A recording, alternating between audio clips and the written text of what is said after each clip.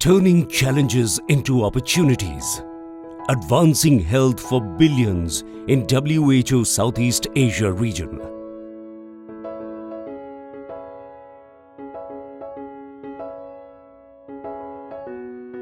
WHO Southeast Asia region is home to nearly 2 billion people living in 11 countries: Bangladesh, Bhutan, DPR Korea, India, Indonesia, Maldives, Myanmar, Nepal, Sri Lanka, Thailand and Timor-Leste. A region known for its challenges of being prone to natural disasters, densely populated areas and disproportionately high burden of diseases predominantly due to socio-economic and environmental factors. And a region which, despite challenges, has been making progress and achieving milestones and targets around the 8 flagship priority programs identified by Regional Director Dr. Poonam Khetrapal Singh in 2014. The COVID-19 pandemic tested the region's investments in health.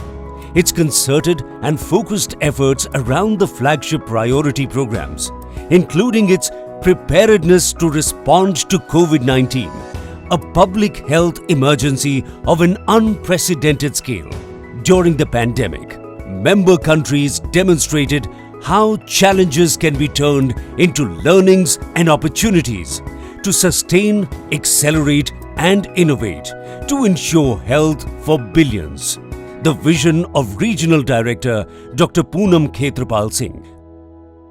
Globally, no country was prepared enough to respond to a public health emergency of such a scale. For WHO Southeast Asia region, COVID-19 pandemic tested the tools and systems put in place as part of the region's flagship to fortify emergency risk management. Outside of China, Thailand was the first to identify a COVID-19 case in a traveller, with timely enhanced surveillance at all ports of entry. Over the years, WHO had been supporting countries implement International Health Regulation 2005, building capacities and strengthening them with periodic assessments. However, the COVID-19 pandemic required rapid scale-up of response measures, and countries ramped up their capacities while also responding to the virus about which not much was known. The region accelerated strengthening of laboratory capacities from just 5 laboratories to test for COVID-19 virus at the start of the pandemic. Today, the region has over 5,000 laboratories performing RT-PCR tests, rapid diagnostic tests, increased access to testing at national and sub-national levels. 8 of the 11 countries in the region have laboratories conducting genome sequencing. 2 more countries are in the process of setting up in-country genome sequencing capacities.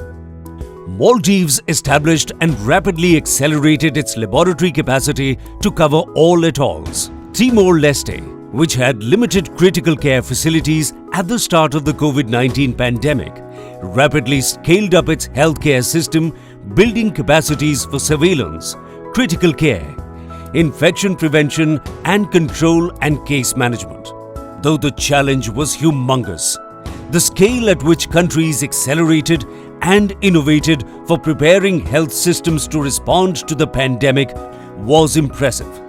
In the true spirit of health for all, with a focus on the most vulnerable, Bangladesh expanded COVID-19 services to the Rohingya refugees in Cox's Bazar. Thailand conducted special awareness drives for migrant population in multiple languages, in addition to screening and vaccinating them against COVID-19. Innovations using digital technology marked the pandemic response in most member states, with apps used for creating awareness, tracking and identifying people with symptoms, and facilitating COVID-19 vaccination. The world witnessed an unprecedented, accelerated pace of research and production of life-saving COVID-19 vaccines, with the region making an invaluable contribution. Vaccine manufacturers in the region accelerated production to make billions of doses of vaccines available for the region and beyond. So far, Over 3 billion doses of COVID-19 vaccines have been administered in the region, with India alone accounting for over 2 billion doses. Bhutan rolled out one of the fastest COVID-19 vaccination drive, administering the first dose to all eligible people across the country in less than 2 weeks. Thailand embedded mobile vaccination teams into home care outbreak investigations teams to offer COVID-19 vaccines at home to the vulnerable population, the elderly and bedridden people. The region's own unique funding mechanism for emergency response, the Southeast Asia Regional Health Emergency Fund or CRF, established in 2008 to fund response with its scope expanded in 2016 to fund preparedness, was utilized by 3 countries during COVID-19 pandemic. Till date, CRF has released $6.77 million to fund 43 emergencies in 10 countries. The COVID-19 pandemic put the spotlight on the critical interplay between strong health systems and health security, which was stressed in the Delhi Declaration on Emergency Preparedness in the Southeast Asia region, adopted by all member states in 2019, and a ministerial declaration in 2021 to strengthen health system resilience to ensure health security and achieve universal health coverage and sustainable development goals for health. These were among the many resolutions and declarations adopted since 2014 for strengthening emergency response capacity in the region. As the pandemic evolved, the regional director held meetings with experts and member states on the lessons learned from COVID-19 pandemic. These lessons are now being used for developing the region's new roadmap for health security, to enhance the capacity of member states to respond to public health emergencies of unprecedented scale, such as the ongoing pandemic. Though pandemic response predominated healthcare and delivery, member states' commitment to the regional flagships was evident from innovative approaches and concerted actions around these programs. Countries demonstrated that routine immunization can be maintained or scaled up along with COVID-19 vaccination. Bangladesh tracked availability of vaccinators and vaccines using digital technology to overcome constraints during lockdowns and ensure uninterrupted routine immunization services. Nepal introduced typhoid vaccine in the country's childhood immunization schedule. India, Indonesia, Maldives and Nepal rolled out catch-up and mass vaccination campaigns for children, including for measles and rubella, another flagship priority program. Efforts for elimination of neglected tropical diseases, NTDs, another regional flagship, revived early in most countries. Preventive chemotherapy against NTDs reached 462 million people in the region by 2020 end. Bangladesh implemented Transmission Assessment Survey (TAS) to be eligible for validation of elimination of lymphatic filariasis. Timor-Leste, pre-TAS, and Indonesia introduced triple drug IDA in selected districts. To ensure continuity in care while ensuring safe distance, health workers in one of India's eastern state gave out medicines for NTDs in bowls. The cure in a bowl approach was later adopted by several states. With determined efforts to address tuberculosis, a flagship priority, Thailand transitioned out of the list of countries with high multi-drug resistant tuberculosis or MDR-TB, rifampicin resistant TB, RR-TB burden in 2021.